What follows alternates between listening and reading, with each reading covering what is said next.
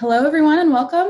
My name is Kendall. I'm very excited to chat with you all today about the indirect impact of research beyond the report. So my name is Kendall. I lead the user experience research team at Uber for the rider experience. And this is a topic that's really close to me because it has really kind of shaped the way that I lead research for myself and my team over the past few years at Uber. And so to kick this presentation off, I really just want to start with a quick story. So a couple of years ago, I was getting ready to make my next career transition. I was looking for my next opportunity. As I was in the process of getting all my materials together, updating my portfolio, my resume, I was working with different recruiters, and consistently I was hearing the same thing, like make sure that you highlight your impact. On the surface, it sounded totally fair. Of course, I would want to highlight my impact. But for some reason, this got me really nervous and anxious because when I thought about the impact that I was having, I didn't have a lot of metrics or numbers that I could point to show the impact that I was actually having on my work and my team. I didn't have things like CSAT scores I could point to. I didn't have a lot of launch metrics. Many of the projects I'd worked on hadn't quite made it to a meaningful launch for our users. And in fact, the project I was most proud of was still in an early concept phase, hadn't even made it out to users. And so I was getting really nervous and anxious of how am I supposed to highlight my impact if I don't have any numbers to show for it? At the same point, I was thinking, I've been in this role for over 2 years. What have I been doing? If I haven't been having impact, what is it that I've been doing for these past few years? I have to have been doing something. And so this is the moment that I just sat down and started to write down, okay, what have I been doing? What have I been doing for the last few years? And this is kind of where that light bulb moment happened for me. This is where I realized that some of the activities that I had been doing really were impactful, but just not in the way that I had thought about it before. So for example, I was convincing skeptical stakeholders about the value of research. I was introducing new research methods to the team, expanding the quality and capabilities of the insights we were actually able to capture from our users. I was even onboarding new designers and helping them to lead their own research so that we were actually able to scale our practice. And so when I, looked at this list of things that I had been doing, each of them actually was an example of impact. It just wasn't the way that I had framed it before. And so ever since this realization, I've been really intentional about leaning into all of these kind of indirect or, at times they feel immeasurable forms of impact in my role here at Uber. And so when you think about what it means to have impact, it's to have a strong effect on someone or something. So it's not always something that needs to be measured with metrics and data. It can just be a matter of recognizing when and where you're actually having these effects on others, and then how you can continue to have these effects and impact in your work moving forward.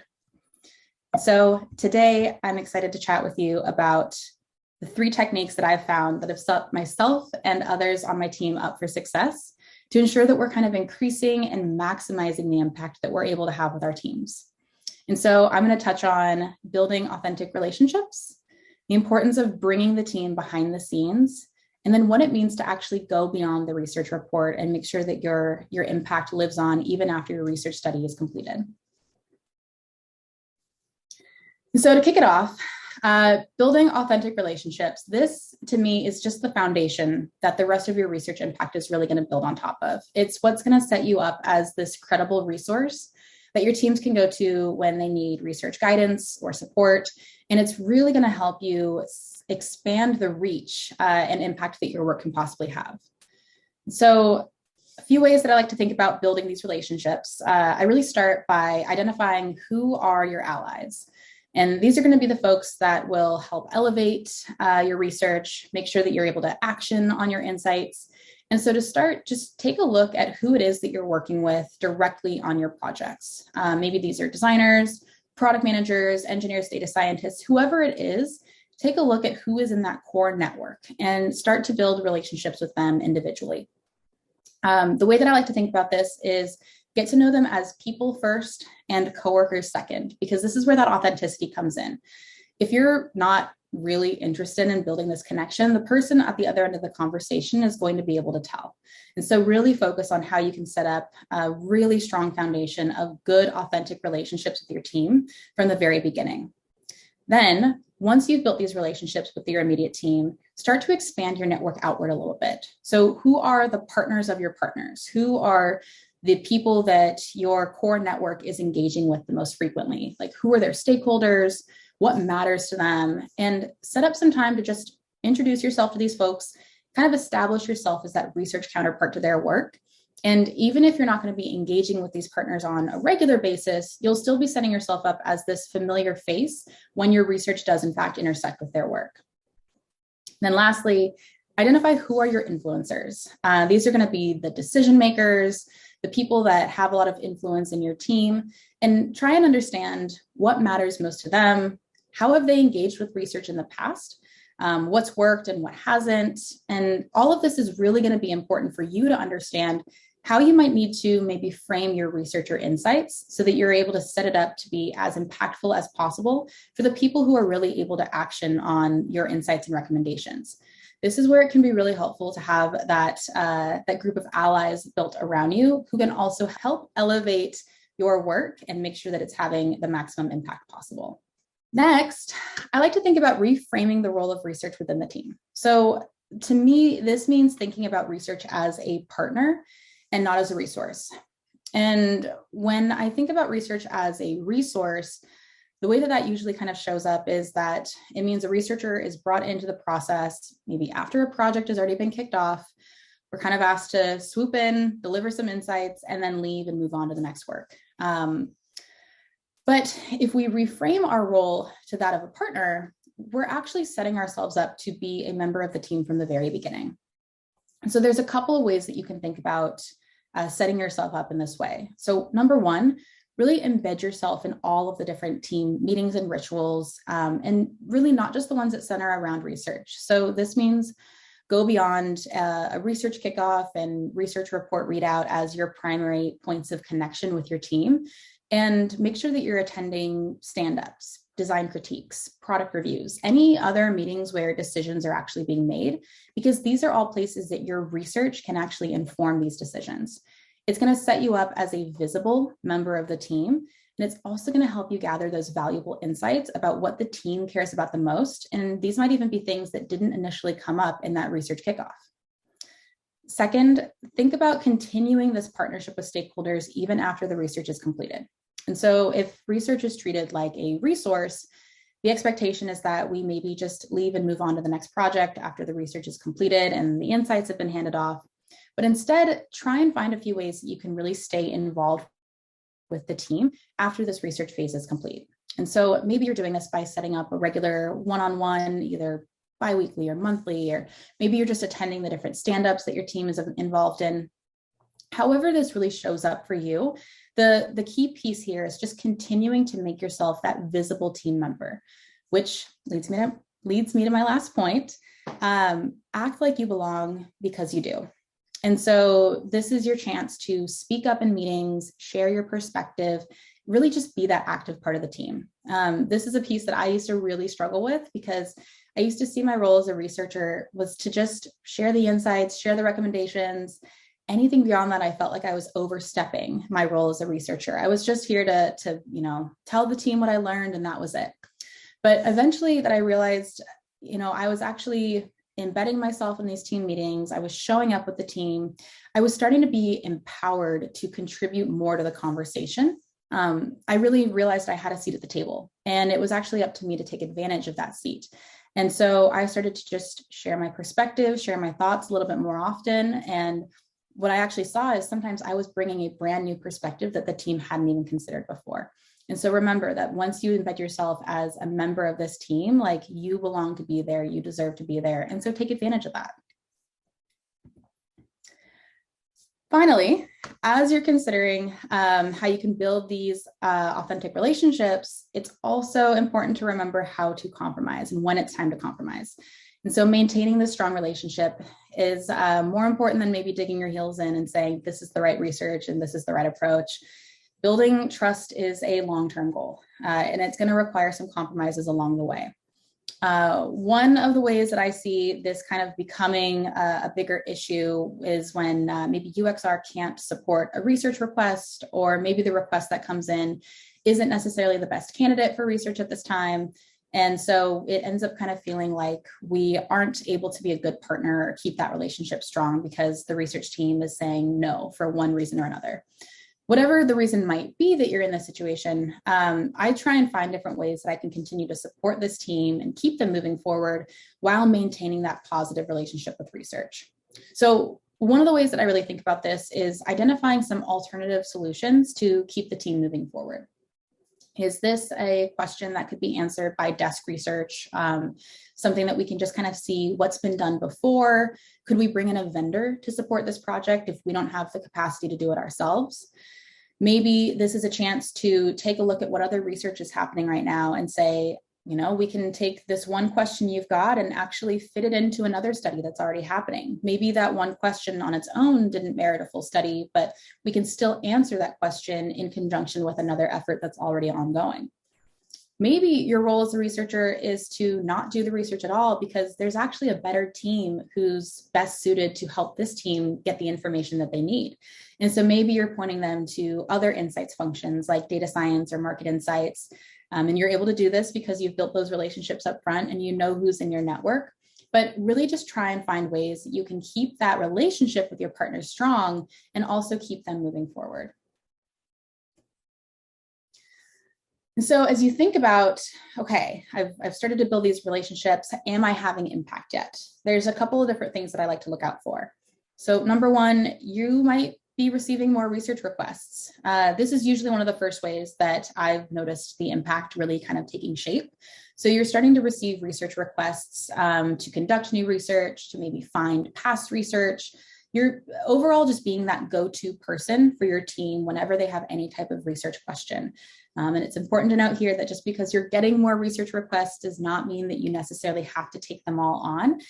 This is where that power of compromising really comes in. Another thing you might start to notice is that you're actually brought into the process a little bit earlier. So research is now seen as a key part of the kickoff process because you've started to embed yourself as a member of the team. You're part of the team. And so maybe you're actually doing more upfront research instead of being brought in at the end. And you're doing research that informs and defines the rest of the roadmap instead of validating a solution before it goes to launch. And finally, you start to notice that you actually have a larger network of stakeholders. So you've built these core networks, that extended network, you found out who those influencers are, and you're really building these intentional relationships across the organization. This is opening you up for more opportunities for your research to inform their work and to have impact across the business. So pay attention to how many people have shown interest in your work, how many people are reaching out to you about it, where they're coming from, to realize just how large of a network you've started to create. Next, I want to talk about what it means to bring your team behind the scenes. So as researchers, I think we sometimes forget just how much we know about our craft. We've been doing it for a number of years. It just starts to kind of feel second nature to us. And unfortunately, that means that sometimes we're unintentionally leaving our partners and stakeholders behind in the process because we just know what to do next. But the more that we involve our partners and stakeholders in the process, the more often that we're actually aligned in the goals and outcomes. And I've actually found it can create a lot of empathy for the role and the work that we do as researchers as well. So I like to start by just getting my team on board with understanding what certain research methods are best used for and the point in time that they're going to bring the most value to a project. So as the saying goes, when all you have is a hammer, everything looks like a nail. Definitely found myself in situations like this before where maybe my partners and stakeholders look at research and say, well, we can run a survey, an interview, or a usability study, and that's it. And it's just because they don't realize how many tools we actually have at our disposal to answer all the different questions that they have. And so it's not unlikely that your team might be coming to you with the method in mind first. So to combat this, I like to start by explaining the purpose and trade-offs of different methods until I actually reach that point of understanding with the team. So it's not just enough to say, this is the method we're going to use and to just move on with it. I really have to make sure that I'm bringing my team on board and keeping those relationships really strong together. So I focus on describing what the method is that I'm proposing for the team, how we are actually planning to conduct the research, why I chose this method over others and describe the other options that were available to me, and then what the team is going to expect to learn from these insights. I found that without all of this alignment up front on all the different pieces, this is when the research runs the risk of, my team maybe disagreeing with it or not actioning on it because it's not what they expected to learn and they're not actually sure what to do with the results. And this leads me to my next point. Align with your stakeholders to understand how they're planning to action on the research. So this is where it's important to figure out, is this research a must-do effort, or does it kind of fall into that nice to have? In my experience, I've seen this happen a lot with surveys. Sometimes a team wants to run a survey and they want to learn how are users responding to a new product or feature. And the way that I like to reframe this is to kind of flip the question back to them. And I ask, like, what if, let's say, this is unlikely, but every single respondent hated it. They just didn't like it. Would your team actually do anything with that data? And if so, do you know what you would do with that data? If the answer is no, maybe this isn't the right time to do the research, or maybe this isn't the right research method. And we need to go back to the drawing board and make sure that we're asking questions of our users, that we're getting useful data, that we know what we're going to action on and what we're going to do to keep the business moving forward. Sometimes one of the best things a researcher can do is determine that there's not actually a need to do research at all. And we can point to other ways that we can kind of get the insights that we're looking for. And so it's really important to make sure that your stakeholders are aligned on the expectations of the methods, where they fit best in the process, and what they can expect from the research insights after the study is completed. Sometimes though, despite your best efforts to get everyone on board up front, it's still challenging to bring stakeholders along, especially if you're maybe introducing a new concept or method. And so this is where I find that the power of showing the method or the value of the research really comes into play. So a specific example was a couple of years ago, I was working with a new product partner, and we were reviewing the research questions that they had. And my proposal was to run an unmoderated study. So we would launch the study, ask users to accomplish a task, answer a few questions. We'd get video clips back within probably hours, and the team would be able to move forward pretty quickly. It seemed to work with the research questions that they had. It definitely worked with my timeline as a researcher and my ability to support, but the team was skeptical. They had never done an unmoderated study before. They were really nervous about the fact that there wasn't going to be a researcher there kind of guiding the participant if they had any questions or helping them out or really digging deeper to getting the insights. And so this is where it's really important, again, to remember those compromises. I decided to suggest, well, let's go ahead and run the unmoderated study. Let's just find out. Let's just learn. And then if we find out that we're not getting the results that we're looking for, we're not getting the insights that are going to help us make the next decision, I will set up some time to follow up with users and do a set of interviews. And that was a method that was familiar to the team. So we launched the unmoderated study. And I think probably to the surprise of all of us, it was so successful that the product manager came back a week later and was asking, when can we run another one? And so this is just an example of how powerful it can be to really show the value of the research to your team. So a couple different tips that I consider when leveraging this technique. First, consider introducing a new research method in conjunction with a method or approach that the team is already familiar with. So for example, maybe you're introducing a card sort, which is a new method to them, and you'll do it in addition to an interview. This way you can kind of temper any concerns that they have because you're introducing something that they're familiar with in addition to something that's a little bit newer. Secondly, I would say invite your team to attend the sessions live. This is one of the best ways to make sure that they're getting access to the insights in real time. And I think it's an especially great tool when you have those maybe skeptical stakeholders who question the legitimacy of the research, or can we really trust this? We only learned it from 6 people, or we only talked to 6 people, or whatever it may be. This is a way that you can allow your team to really see the patterns start to form for themselves and understand what it is that we're actually doing as researchers and why these insights and findings are so trustworthy and credible to the business. And then finally, as you're developing your research report, really prioritize the video clips and direct quotes in your research. This way you can make sure that you're addressing your team's research questions or concerns with those video clips or quotes. It, again, strengthens the validity of the insights that you're capturing. I've also found it's a really great way to kind of like separate yourself as the researcher from maybe a controversial finding. You're maintaining that really strong relationship, and you're really just putting it front and center and saying, look, this isn't me saying this is the users, and this is why we need to pay attention to this and action on this finding here. And so making sure that you're kind of showing the value of research by putting your users front and center, showing how these methods can be introduced and the value that they bring, and all these different things that your team is actually going to learn that they maybe didn't have access to before. Then finally, it's important to recognize the power of language. Research terminology is tricky and at times just confusing. So there's a ton of jargon in the craft, and I found that if we haven't set the right expectations up front, then we're increasing the likelihood of just miscommunication down the road. So one of the first ways that I like to address this is just align on what we mean when we're talking about different terms. So for example, does your team believe that user testing is the same thing as usability testing? What about concept testing versus usability testing?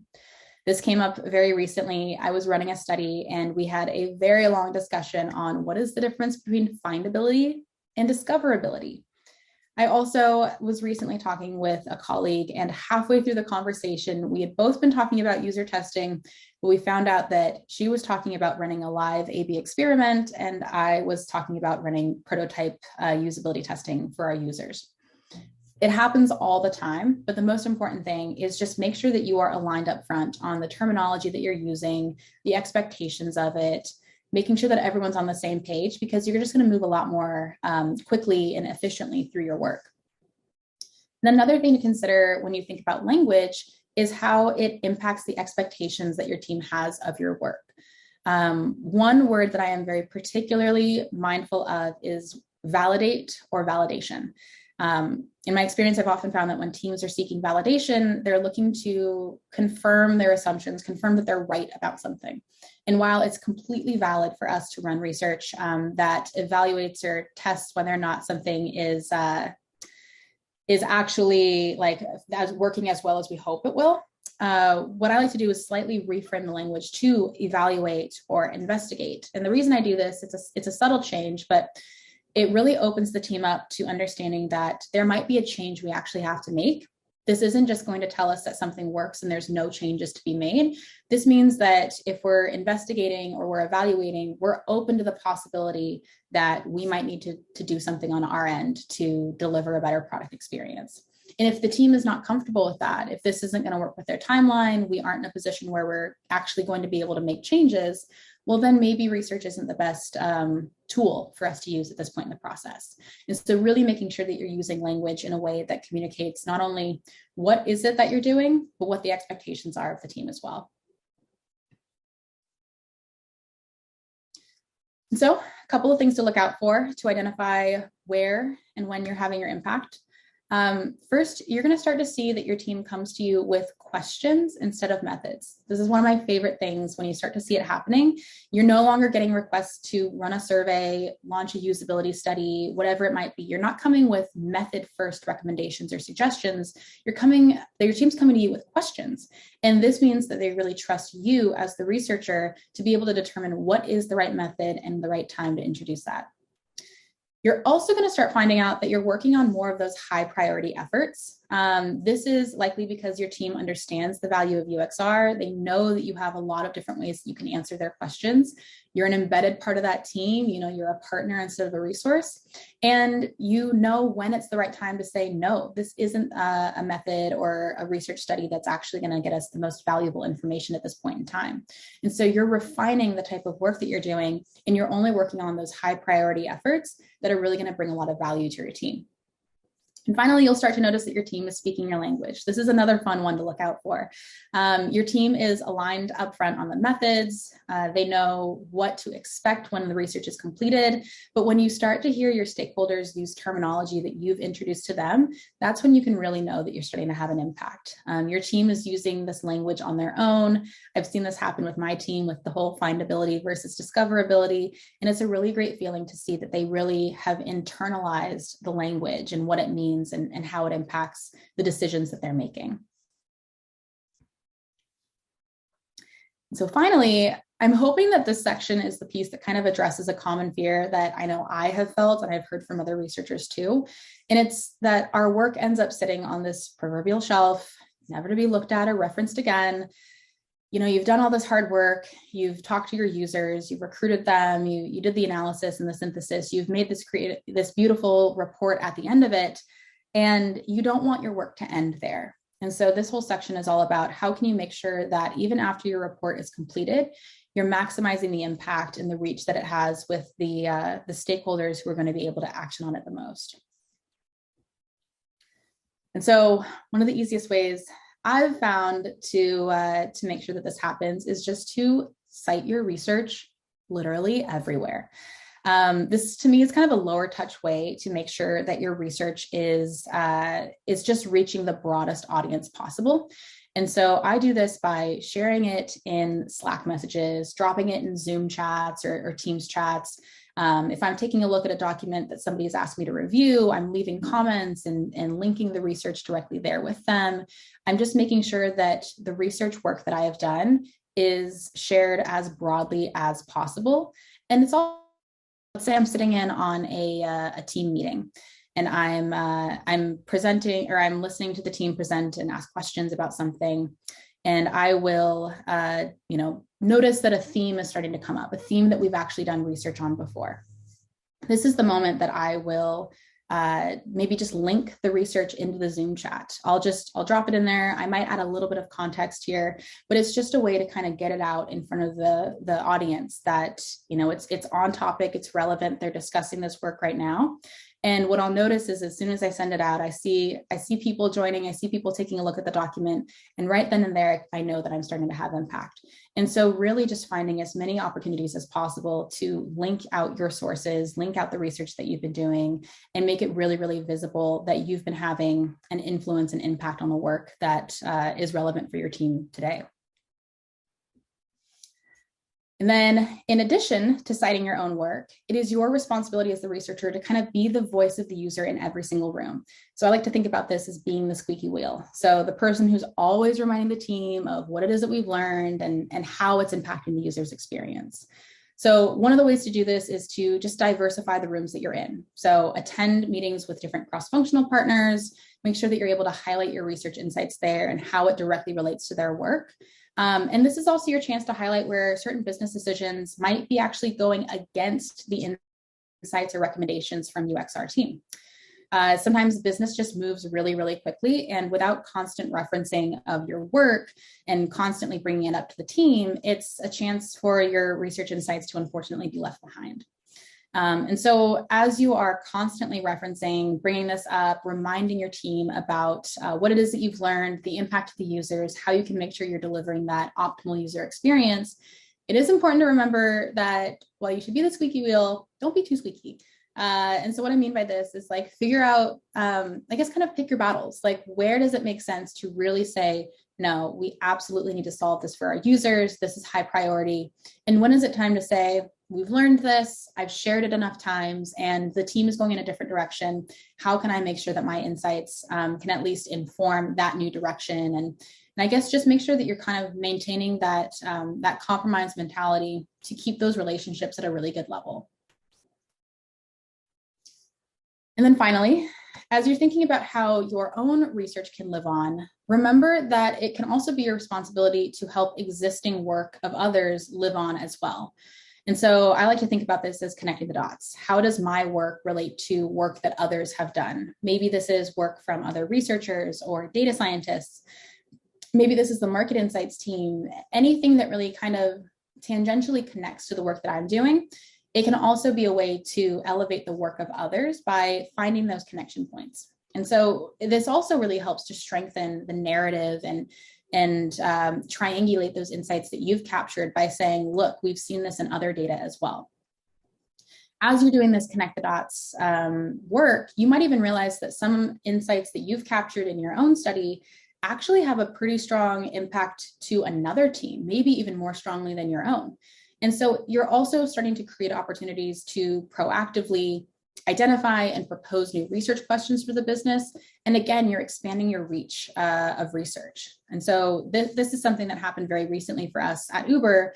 We just kicked off a brand new research effort because 3 different researchers all had different insights that at face value didn't seem connected, but when you really looked at it, there was actually a really strong connection point, which led us to a brand new research question that all 3 of them are now working together to tackle. And so it really creates a lot of opportunities to make sure that you are looking at the business from every single angle and then elevating the work of others, not only yourself.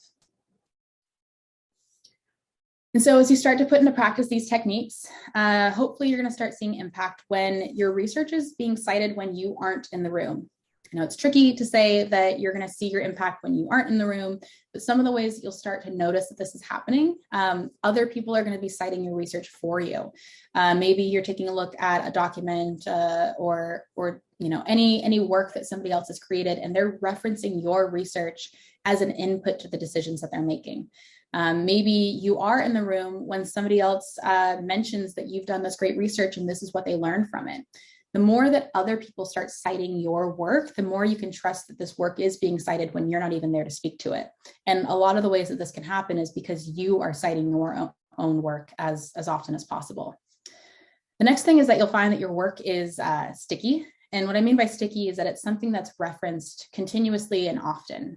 People are coming back to take a look at it over time. It's not something that just has an immediate spike and then it kind of dissipates, but it's something that people have found value in this and they want to keep referencing it and making sure that it's staying, I guess, top of mind for them. This is actually a place where you can start to use numbers and metrics to measure this impact. For me, at Uber, we use the Google Suite. And so I rely a lot on the Google activity dashboard to see who's been viewing my report, how often has it been viewed in the past few weeks or month. Is it something that had an initial spike and then people have kind of forgotten about it? Or are there consistent viewers over time?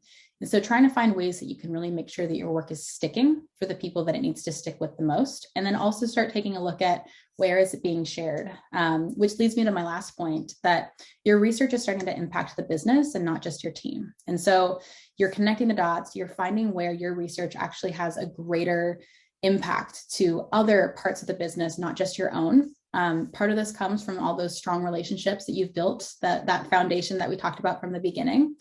And you are maybe even receiving more research requests beyond your immediate team. And so you're starting to see that the impact and reach of your research is just getting broader and broader with every project that you're doing.